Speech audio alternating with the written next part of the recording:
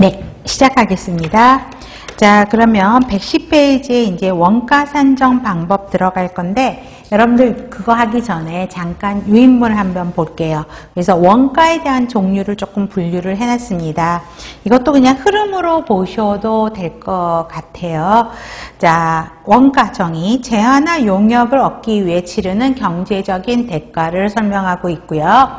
자, 분류를 세 종류로 나눕니다. 구성 요소에 따라서는 인건비, 재료비, 관리비. 그래서 인건비는 의사냐, 간호사냐, 약사냐에 따라서 투여되는 말을 하는 거죠. 인건비.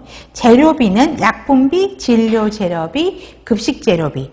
관리비는 이 인건비와 재료비를 제외한 나머지 총액을 이야기합니다. 그래서 복리후생, 여비교통비, 통신비, 수도 광열비, 소모품비를 갖고 이야기를 합니다.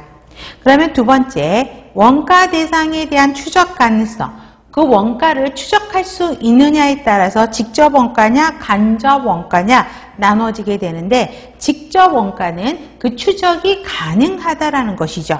그래서 환자별로 투입된 약품, 수술 재료, 간호사 보급은 역으로 올라가면 추적이 되죠. 간호사 몇 명이어서 월급이 얼마가 이렇게 된다 되는 거지만, 간접 원가는 추적이 되지 않는 것을 이야기합니다. 그래서 대표적인 게 행정비용, 의무기록비용, 광고비, 난방비, 전기비, 이런 걸 추적하기 어렵죠.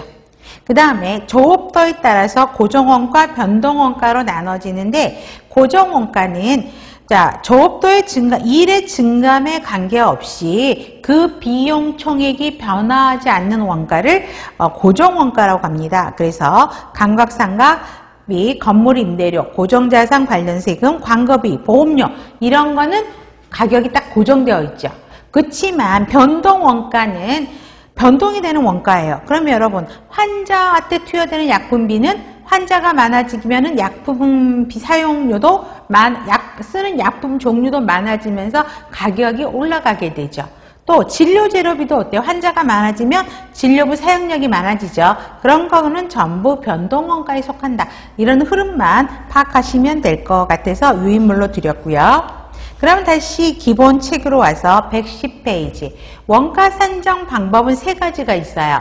자, 아까 환자 분류를 해서 하는 원가 산정 방법, 그다음에 DRG에 의한 포괄수가제의 원가 산정 방법, 상대가치책에 의한 원가 산정 방법, 세 가지가 있다라는 거 기억해 주시면 되는데, 자, 아까 환자 분류 책에는 환자 분류를 나누는 기준이 뭐라 그랬죠? 중증도에 따라서 나눈다 그랬죠. 그래서 위급 상태에 따라서 네 군으로 나눠집니다. 경환자, 중등환자, 중환자, 위독환자 나와서 하게 되는데, 이걸 하려면 선행 조건이 있게 되죠.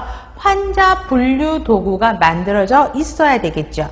그래서 중증도를 정확하게 파악을 합니다. 그래서 여러분들이 병원에서 이거 어떻게 하셨어요? 주로 환자 분류를 병원에서는 나이트 때 많이 하지 않았어요? 그래서 이 환자가 예를 들어서 바이탈이 Q1이냐, 병동에서 Q1은 거의 없죠. Q4냐, Q8이냐, 아예 안 하냐, IO Q8이냐, IO Q4냐, 그 다음에 뭐 상처 드레싱이 있었느냐, 폴리 인서트를 했느냐, 산소 투여를 하느냐, 이거에다 클릭하면은 자동 컴퓨터화가 되면서 자동 계산이 되면서 몇 점 이상이어서 뭐 중등 환자냐, 중환자 이렇게 나눠지잖아요. 그래서 환자 분류 도구 지침이 만들어져 있어서 정확하게 판정을 해야 되고요. 그 다음에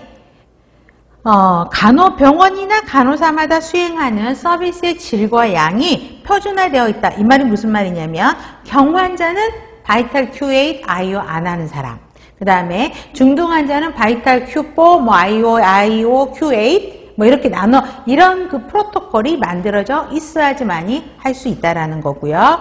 환자 수 대비 간호사 수. 그러면 경환자 수에 환자 간호 수 몇 명, 중등 환자 수에 간호사 몇 명, 이런 것도 지침이 만들어져 있어야 되죠. 위독 환자의 간호사 몇 명, 이렇게 되어 있어야 되겠고요.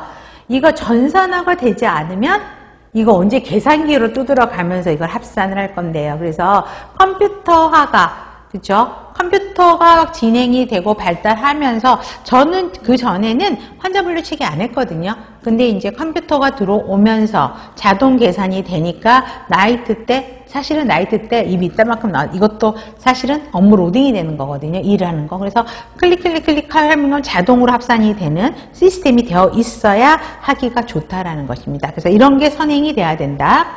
장단점을 발표하세요. 자, 행위별 수까지의 단점이 뭐였지? 과잉간호 서비스죠. 근데 어때요? 예를 들어서